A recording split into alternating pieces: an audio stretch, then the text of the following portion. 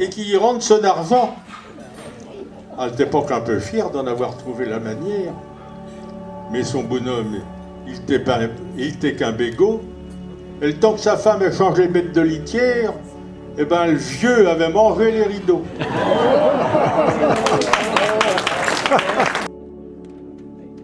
Eh bien, moi, je vais rester en fait dans le parler angevin avec une fable de La Fontaine traduite en angevin par Paul Gradorge.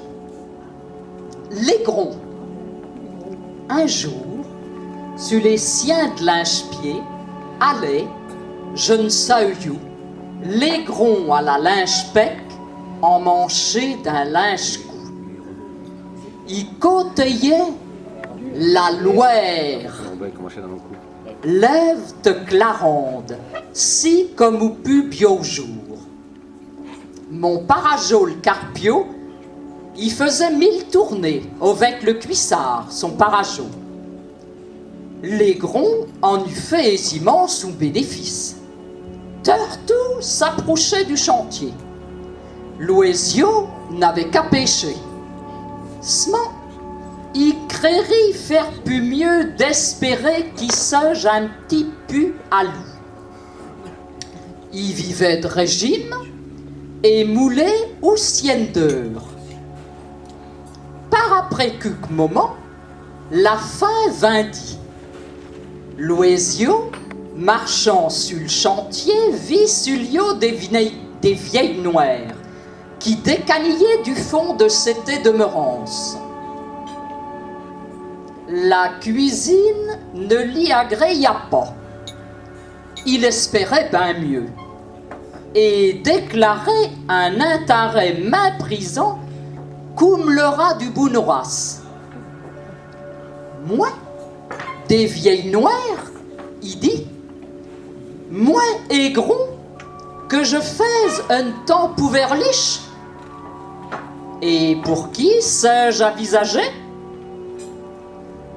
La vieille noire rebousquée y trouva du goyon. Du goyon? C'est ben là la collation d'un Aigron. Je verrai pourtant peu la pec, ou Dieu nagré. Il boillit pour ben moins, tot à la sorte qu'il ne vit plus aucun poisson. Brun de fin rouge, il fut tot heureux et tot benaise d'heure devancer un petit lumeau. Que je ne soyons pas si goulfines, les pu à Graland, ce sont les pu à Gilon. Le monde en cours de pardre en aboyant trop gagné. En gardez-vous de reins méprisés, surtout quand vous avez à peu près pour vous de compte. Plein de gens y sont prêts. Ce n'est pas au Aigron que je prêche. À côté, un autre narré. Vous verrez que chez vous, j'avons péché cette leçon.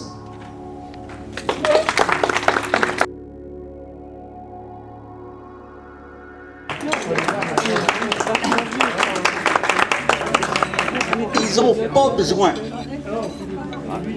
C'est vrai qu'ils ferions divorce. Les ragouillards seraient décidés. Ils se sont tellement taraudés là, pio, tellement pleumés qu'à force, rien ne pouvait les rabiscouder. Ils se prenaient dans la crapacine et puis broyaient dans le camp en fouine à s'en érus et le chassifio. Ah bah je vous réponds que c'était point triste.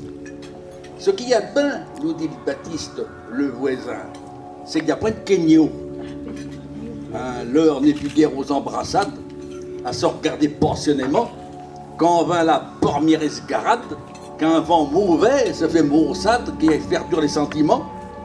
Alors on se bûche, et pour qu'un petit, les deux se retrouvent un bon soir, le bonhomme coué fait de la marmite, et l'épouse un œil au port noir. Ça se trouverait bien qu'il y a point de marmoille, point de moutarde. D'ailleurs, garde bien à se partager, que de la rocaille.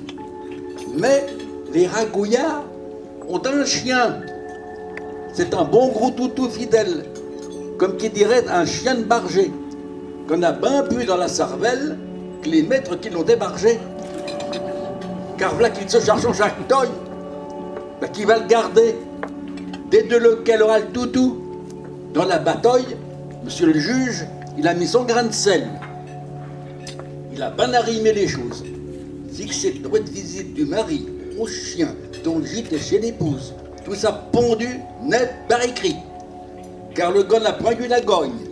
Il s'est vu dire qu'il faudra surtout qu'il amène point le nouveau toutou.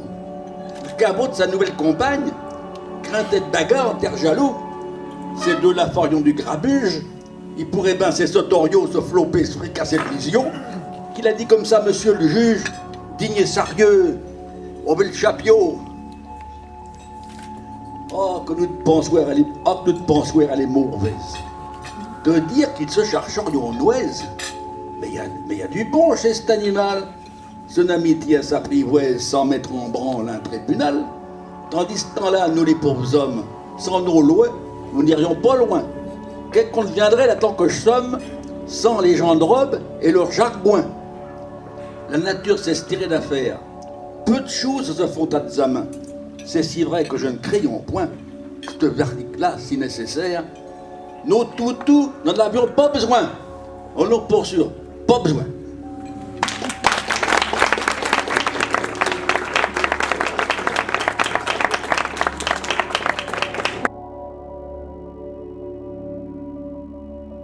Le bal à Fanchon. À Tsouer, c'est l'assemblée. C'est le bal et c'est la fête. On voit les filles bénaises et les gars farandés. La coule chaude ont certains qui sont en ripompette pour danser point de feignants assis à cagnarder. Tout là-bas dans le fin fond de la baraque, c'est la presse. Le rendez-vous des soueffards qui lancent rincer le gousier. Grâce à la mère Bodin qui sert et qui encaisse, debout derrière son bar, et un mousseau de casier. La Bodin, c'est le courrier. Dans le bourg, c'est la cacasse. Elle qui dit que sans binocle, elle ne verrait pas bien loin. Elle a pour moins de bons yeux, là, ça prévient que des casses. Pour ce qu'elle de s'apercevoir de ce qui ne le regarde point. Elle voudrait pas deviner les tout prochains mariages.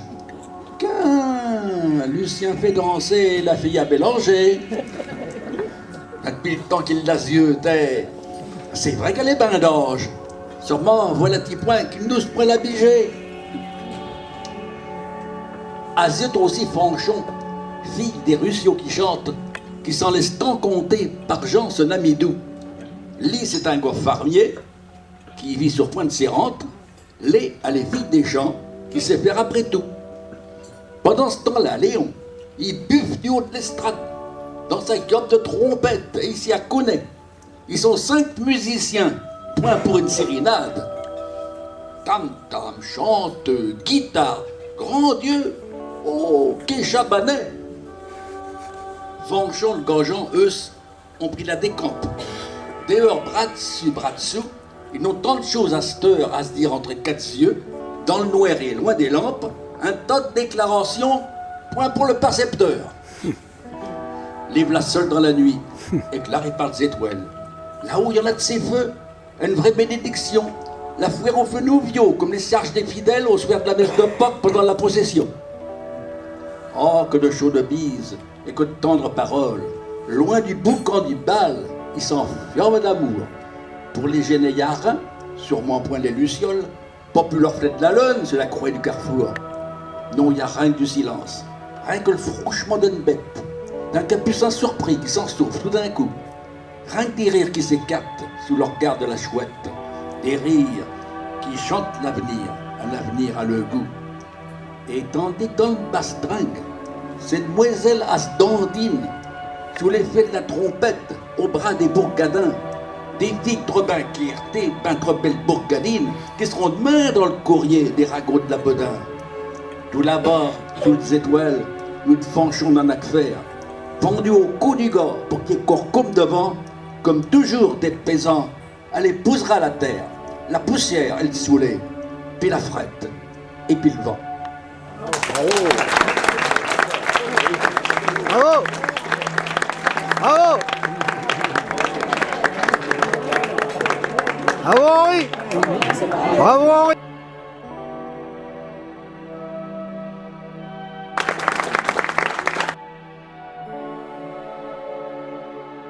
Que je vais vous réciter. Je me fais vieux, j'ai 60 ans. J'ai travaillé toute ma vie et je n'ai pendant ce temps pu satisfaire mon envie. Je vois bien qu'il n'est ici-bas de bonheur complet pour personne. Mon vœu ne s'accomplira pas. Je ne verrai pas Carcassonne. On voit la ville de là-haut derrière les montagnes bleues, mais pour y parvenir, il faut faire 50 lieues et en faire autant pour revenir. Au moins si la vendange était bonne, mais le raisin ne veut pas jaunir. Je ne verrai pas Carcassonne. Mais il paraît qu'on y voit tous les jours, ni plus ni moins que les dimanches, des gens s'en aller sur le cours, en habit noir et en robe blanche. Il paraît qu'il y a des palais grands comme ceux de Babylone, un évêque et 2 généraux. Et je ne verrai pas Carcassonne. Le vicaire a 100 fois raison. C'est des impudents que nous sommes qui disaient dans son oraison que l'ambition perd les hommes. Mais si je pouvais trouver pourtant 2 jours sur la fin de l'automne, mon Dieu, comme je mourrais content après avoir vu Carcassonne. Mon Dieu, pardonnez-moi si ma prière vous offense. On voit toujours plus haut que soi en vieillesse comme en enfance.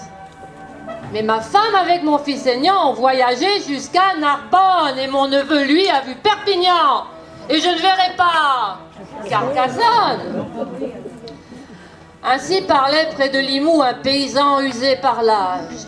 Je lui dis, ami, levez-vous, nous allons faire le voyage. Et nous partîmes le lendemain. Mais que le bon Dieu lui pardonne. Il mourut à moitié chemin et il n'a jamais vu Carcassonne.